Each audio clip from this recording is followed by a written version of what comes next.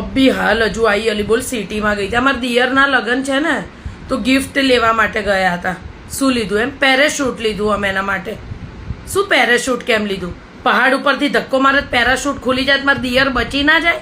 અત્યારે તો એવું બધું ચલાયેલી હથકડી લાયા લાંબી સાંકળવાળી.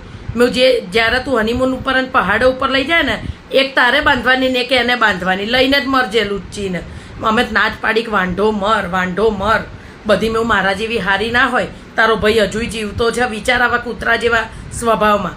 બધા મેં અમારા જેવા હારા ના હોય પણ આને લાઈ લૂંટાઈ જાય. મેં આને લાટા લઈ લેવા દે ત્યારે શું જશે ત્યારે શું ઓલી આપણે શું કરીએ. લગ્ન પહેલાં ભાઈ આણે તો છે ને હિમાચલની બધી ટિકિટો કરાયેલી.